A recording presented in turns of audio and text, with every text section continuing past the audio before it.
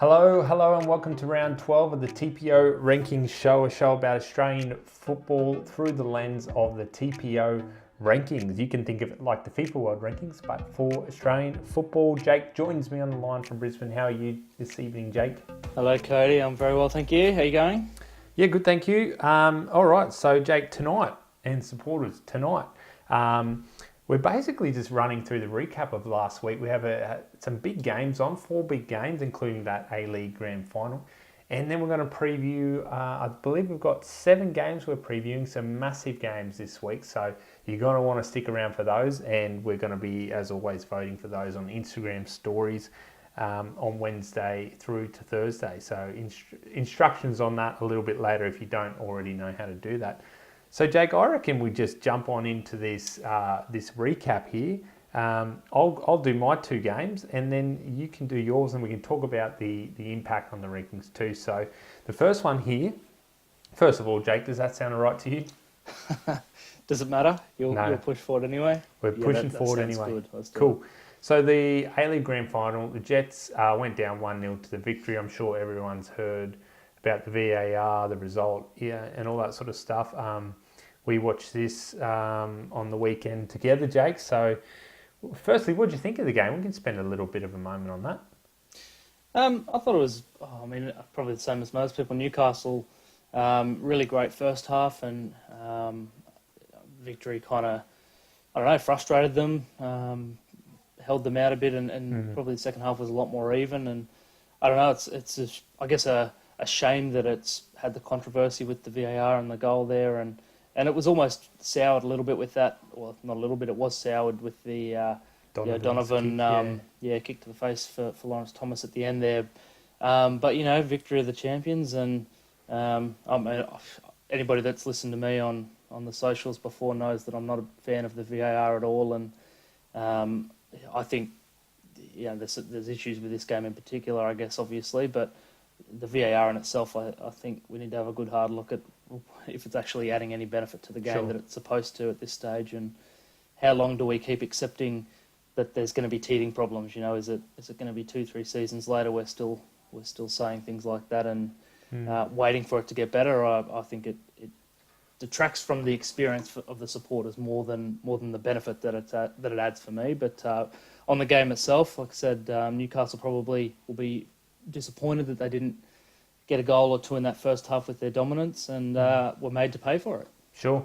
So the Victory were favourites heading into that, according to us. They were ranked in at 2nd, and still are. The Jets ranked in at 5th. So we predicted a Victory win. You guys as supporters, this is the only game I think we differed on. We'll clarify that in a moment. From last week's voting, you predicted a Jets win, 68% of you. So we actually get a point there, and you guys miss out. So unlucky on the running leaderboard. Victory finished the year in 2nd, and Newcastle in 5th. So they won't be gaining or dropping any more points until the FFA Cup, when they get involved in the FFA Cup. On to my next game, Tasmanian NPL, Devonport City versus Launceston City. Such a huge ranking difference between these 2 teams. Devonport going into the weekend ranked 75th, Launceston up in 158th. Obviously our system predicted a Devonport win. The TPO supporters, you guys joined us on the ride. 70% of you are green. And Launceston surprising us both, proving us both wrong. And I believe they're on top of the table now. So they won that game 3-2.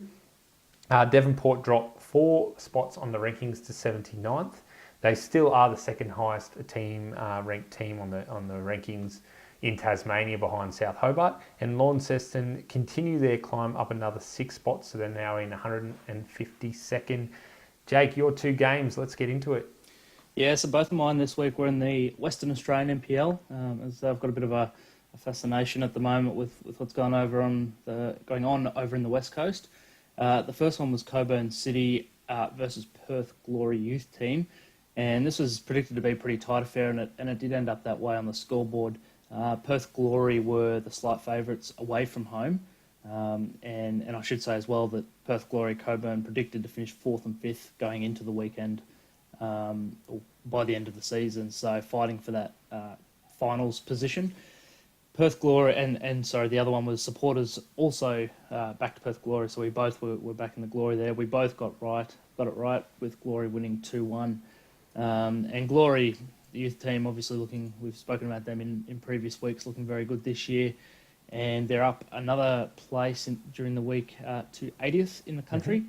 And Cockburn are actually up 4 places in the rankings despite losing this one, because the WA had a midweek round on, I think it was Wednesday last week.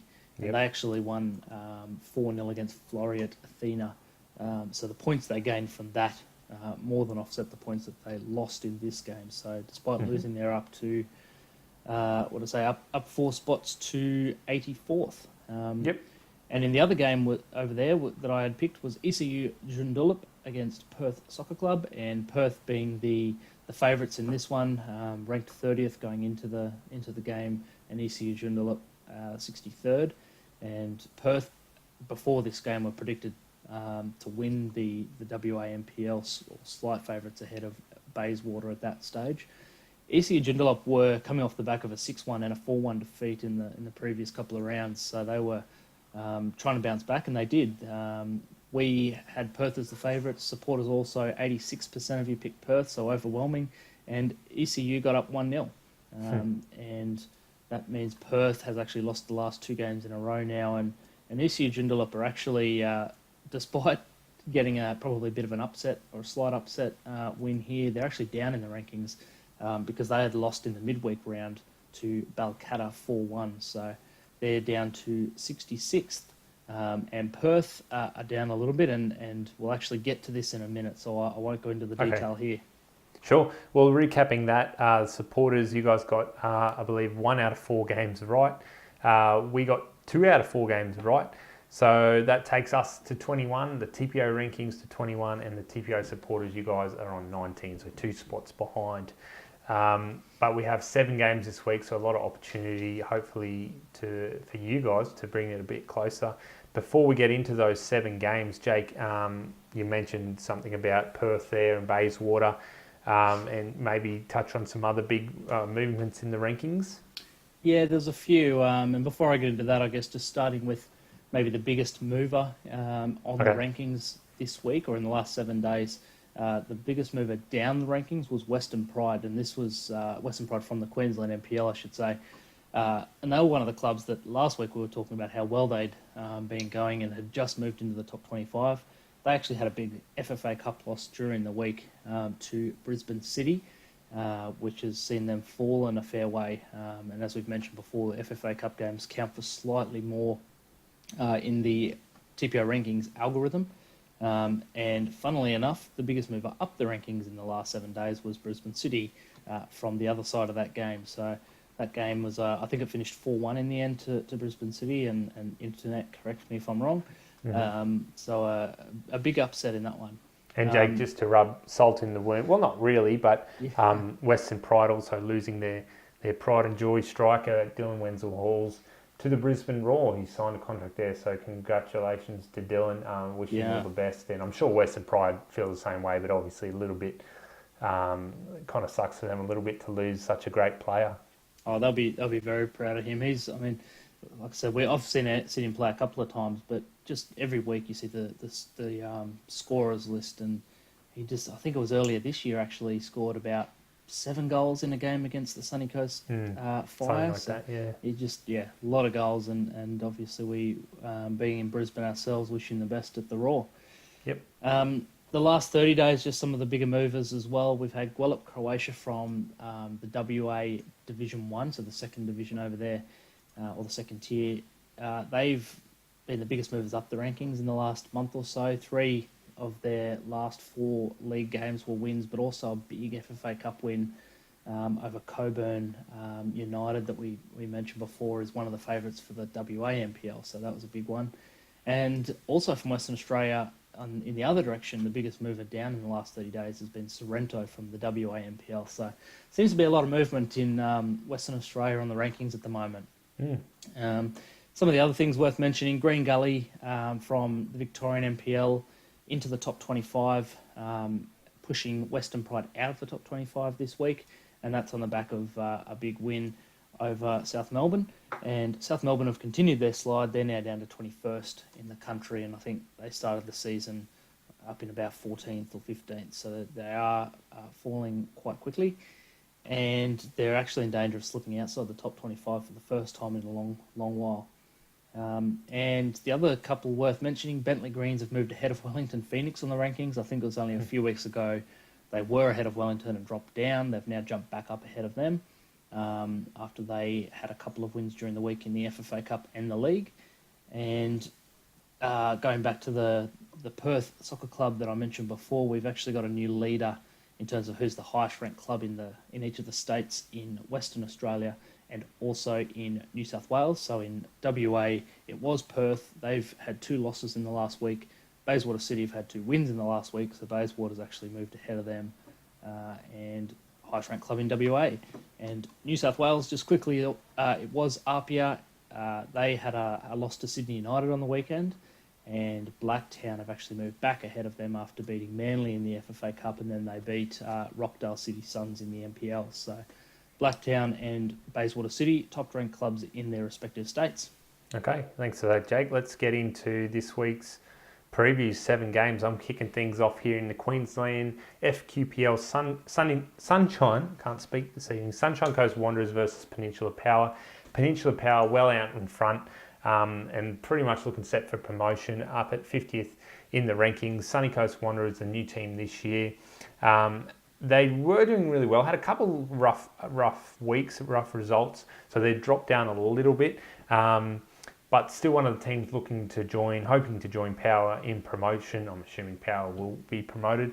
So this is just one of those games it's massive. It's probably, it's the first time they've met, so it's Sunny Coast Wanderers' biggest test yet. They've proven well against the other teams around them, but huge tests for them. Power, huge favourites, 75.7% probability of winning this one, even though it's up here on the sunny coast.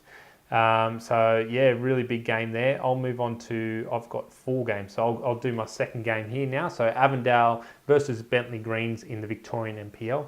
Avondale, one of those teams that are just smashing up the rankings this year. 18th at the moment, which is really impressive. Bentleigh Greens, as you mentioned before, Jake, I think they're at 10th and predicted to finish first. It's a huge game, 1v2. If Avondale can manage to overcome Bentleigh Greens, it would see them obviously climb even higher. We've got Bentleigh Greens as favourites, 53.3% probability of winning. I've got 2 more games, Jake, but I'm going to let you do 2 first. All right, so I'm kicking it off this week in Queensland in the FQPL. I've picked Southside Eagles versus Wide Bay Buccaneers, and I've picked this one because it's a bottom of the table clash. It's the 2 lowest teams on the ladder at the moment, and it's because I actually played and so did you, Cody. We both played a couple of years in the Bundaberg League for Across the Waves. So I've got a soft spot a little bit for any team that comes out of Wide Bay. And the Buccaneers have lost every game they've played since they started this year, including an FFA Cup game against one of the local teams, Doon Villa. So they're having a very rough start to their existence. Southside Eagles is second last on the ladder, and they've had a couple of wins, but they're, I guess, not faring all that much better. So, look, I think it's probably one of, if you're going off the ladder at least, one of the best chances that Wide Bay has of picking up some points. So I've picked this one to see if they can do it, or if it potentially is going to be one of those horror seasons without any wins potentially, if that's the way it keeps going. They're both very low ranked, so Southside Eagles is ranked 181st and Wide Bay is 187th. And at home, Southside Eagles in Brisbane are 51% probability of winning and Wide Bay 28%. So I think I'd probably back the Southside Eagles in this one, but hopefully, sorry Southside Eagles, but like I said, soft spot for Wide Bay, so hopefully I'm wrong. Yep, I'll let you go on with your second game, Jake. All right, so my next one is in the South Australian NPL, and it's Adelaide Comets versus Adelaide City. Adelaide Comets ranked 29th at the moment, and Adelaide City 15th. These 2 clubs actually played each other during the week in the FFA Cup, so this will be the second game between the 2 in about 5 days. And Adelaide Comets won that game in a penalty shootout. So I think finished 1-1 and knocked City out. And in the league table, Adelaide City are currently second. Comets are in fourth, and they're separated by about 4 points. Or not about, exactly 4 points. And look, Comets are probably one of those clubs that we spoke about this in a previous week where we said there's probably a few clubs that are ranked quite high in the rankings but that we haven't really known a lot about before. And this is probably one of those teams for me, not knowing a lot about the Adelaide Comets, and yet they're ranked 29th in the entire country, so quite high. And I'll be interested to see if they can back up their win against City during the week. Adelaide City are favourites away from home, 53% chance of or probability of winning, and Adelaide Comets 25%. So, it'd be interested to see if they can continue it on. For sure. Okay, well, I'll finish off with my final two games. We previewed 1v2 in the Victorian NPL, Avondale v Bentleigh Green. So I'm going to preview 3v4, and that is Green Gully versus Heidelberg United. Green Gully ranked in at 23rd, Heidelberg 9th. Green Gully are coming off a big 3-0 win against South Melbourne on the weekend. Heidelberg come from behind win against Hume City to win that 2-1. So Heidelberg are 5 points behind Avondale. I believe it's 7 behind Bentleigh Greens. However, they do have 2 games in hand. So it's games like these against teams around them that they need to be winning to keep up with those 2 teams. Heidelberg, pretty convincing favourites, 61.6 probability of winning this one. It should be a great game. Moving on to my last game, and that's in the South Australian State League 1, Modbury Jets versus Adelaide Raiders. So Raiders favourites to win the league. Modbury Jets are predicted to finish 4th. Modbury Jets at 107th, and on the TPO rankings, Adelaide Raiders at 86th. It's a pretty evenly poised game, but the Raiders away from home are slight favourites, 43.5% probability of winning. That's pretty much all I got to say for that one, Jake. I believe you've got one more game to wrap us up. Yep, so I'm over to the Tasmanian NPL for this one, and Launceston City was one of our picks for Game of the Week last week, and I've picked them again. It's a top-of-the-table clash in Tasmania, Hobart Zebras versus Launceston. And if you look at the league table, it probably suggests that this will be a pretty tight affair. Launceston 1 point in front of Zebras, who dropped points over the weekend to the bottom place team there, Clarence United. But if you look at the rankings, it's a very lopsided game. So Zebras are ranked 94th, Launceston in 152nd. But it could be one of those games, given it's the 2 out in front at the moment, that could go a long way in determining the premiership. Hobart Zebras at home are the favourites, given their higher ranking, 57% probability of winning, and Launceston 22%. But Launceston probably with the form. So we'll see if they can continue. I wouldn't bet against them. Cool. Well, geez, that's a brief show, Jake. That wraps us up. Short and sweet. I think next week we might talk FFA Cup, but obviously be here next week for that. Got some interesting stats to go there, some interesting discussions. Guys, that's about it. Remember, the voting on Instagram for those 7 games does open up on Wednesday evening and runs through for 24 hours. So make sure you're voting there to catch up on us. We lead by 2 points, TPO rankings. Other than that, if you're a podcast listener, guys, we're actually looking to launch our podcast. So to start with, we'll just be launching the audio directly from the show you're watching right now. But we will be looking to do some exclusive content, audio content only for the podcast, things like interviews and some other things that won't be on the YouTube channel and the Facebook page. But so if you are a podcast listener, just keep an eye out and ear out, whatever works. We'll be hoping to launch that in the next week or 2. So anything else from you, Jake? Probably not, other than I guess just a reminder that we keep the entire rankings list up to date over on the website, which is tporankings.com. Yep.